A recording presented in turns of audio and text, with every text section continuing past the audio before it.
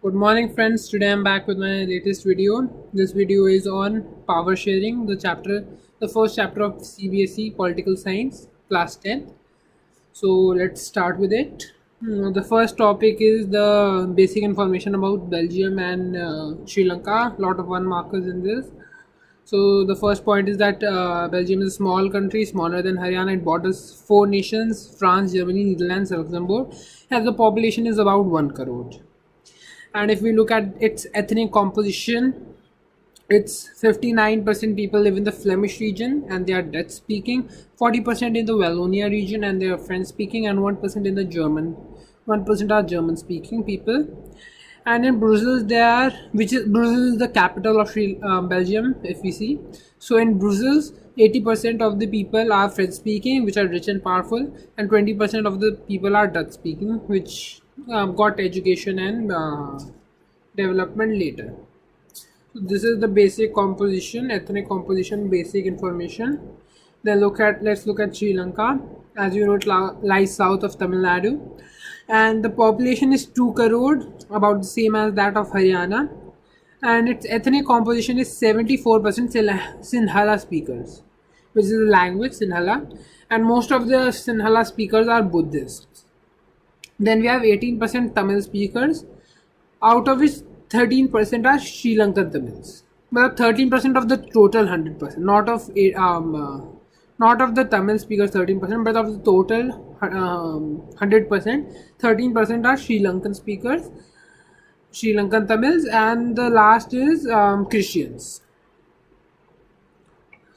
So these two countries, though they have a lot of, what do we say, diversity in their ethnic composition, they adopted different approaches towards handling the situation, and they had different results, as you will see. So let's talk about Sri Lanka. In Sri Lanka, it got independence in 1948, and the Sinhala community tried to gain power by virtue of its majority. In 1956, Act was passed to recognize Sinhala as official language. The state also released a policy to foster and protect Buddhism. So all of these steps led to Tamils feeling alienated, and they launched struggles to for Tamil as official language. Naturally, if the other language is made the official language, they also want their language to be the official language. So they launched struggles, but the Sinhala community denied. So this led to civil war, which ended in 2009. So devastation, civil war. That's as you know, not beneficiary for a country. This is one of the reasons why we want that power is shared between communities. We'll understand this better if we look at another example. So let's look at the example of Belgium. In Belgium from 1970 to 1993, Constitution was amended 4 times. Important one marker. Constitution was amended 4 times to make suitable arrangements. So the following arrangements were made. In the central cabinet, the number of French and Dutch ministers were equal. In Brussels, there was a separate government, and both communities have equal representation. So whereas in one in the at the center, the Dutch gave up their majority and decided that there will be equal Dutch and French ministers in the central government, whereas in Brussels, the French did not think about their majority, and thus there were equal number of ministers in the Brussels government. And then many powers of central government given to state government, which is part of federalism. So Belgium adopted a federalist model. And the most important thing, a third kind of government was initiated, known as community government. So community government, basically there are three language types of languages: Each language have their own people.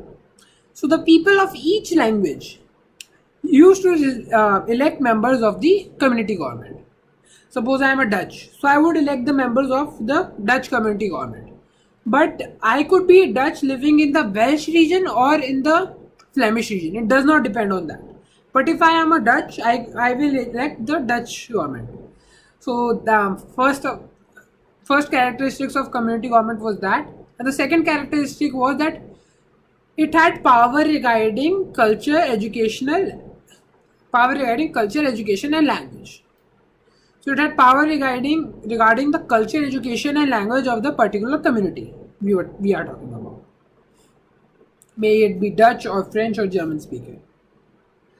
So this led to peaceful and harmonious life of the people.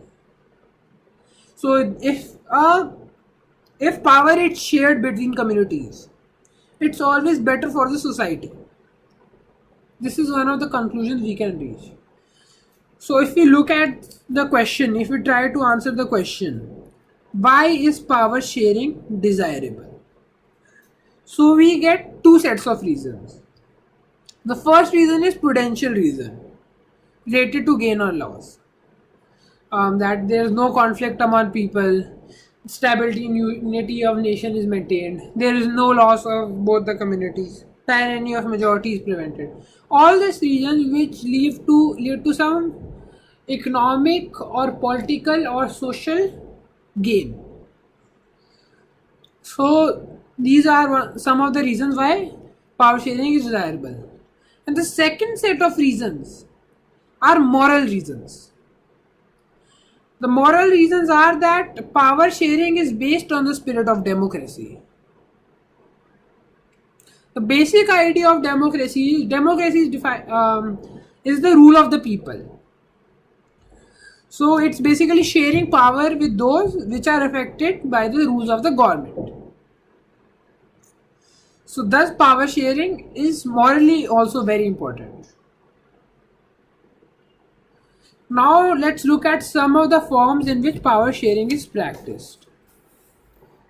There are majorly four forms in which power sharing is practiced. First is among the organs of the government. This is known as horizontal distribution of government because organs are at the same level. If I ask you what is the horizontal distribution of government, distribution of power sharing between organs of government. And this makes sure that no organ exercises ultimate power, which is called the system of checks and balances.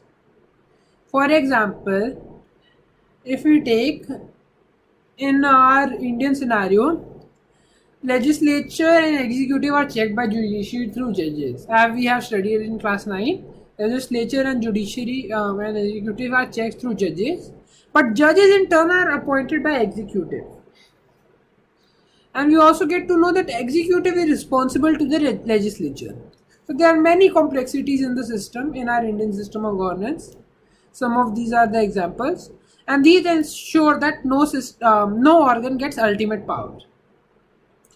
It's not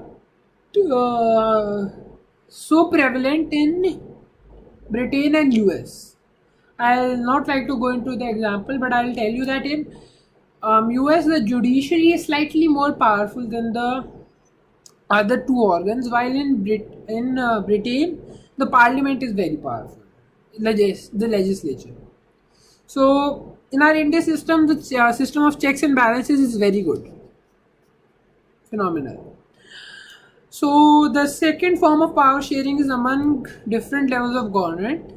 This is known as vertical distribution of power and involves higher and lower levels. So the country has a federal government and a central government, a federal government and a provincial government. So two levels of government, and there may be more. Like we saw in the Belgium example, there was a third level of government known as community government. So there may be more levels of government, and the main thing is that the second level of government is not subordinate to the first level. So the constitution defines the different powers of the government. We'll study about this later in detail in the chapter federalism, which is the next chapter in political science. And this is called the federal division of power. The third way in which power is distributed, power is shared, is among different social groups. This is done so we could give some space to the diverse groups in governments. Or otherwise, what will happen? Some groups which are economically or socially weaker, they would go unrepresented in the parliament or in the legislature or in the executive. So they will have no power to themselves. So constitution lays down some legal arrangements which helps weaker sections, minorities and women to be represented in government, like there are reservations for SCs, STs and OBCs in your parliament. Apart from that, there is also reservation in educational institutes and in jobs. So these are some things we have done so we can give some power to backward social groups and those who are not as lucky. And the last and final distribution of power is between political parties and pressure groups, etc., which can influence the government. This can be in two ways. This can be directly. The directly means that the political parties form an alliance or coalition government. And indirectly means that they are traders, farmers, businessmen, industrialists, etc., who share power through being elected in committees. Or they can be other ways like revolt. So this helps to influence the government. Like if the government is taking some wrong decision, so directly if there is a coalition government, it's very difficult for a government to take a wrong decision because there are 2 or 3 governments involved in taking a decision. And indirectly, many a times the people can themselves help the government to make the right decision by showing their support or support to the decision or by not supporting the decision. So these are the ways in which power is shared. So basically we saw 2 examples, then to getting to know why power sharing is important, and then we looked at the formula of power sharing. Most of the 1 markers are from those only, examples only, Sri Lanka, ethnic diversity, this. So make sure you go through them carefully, and I have attached the notes in the description. I have given a link for the notes in the description, and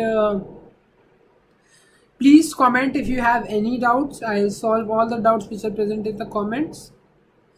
And if you like the video, please like and subscribe. Thank you.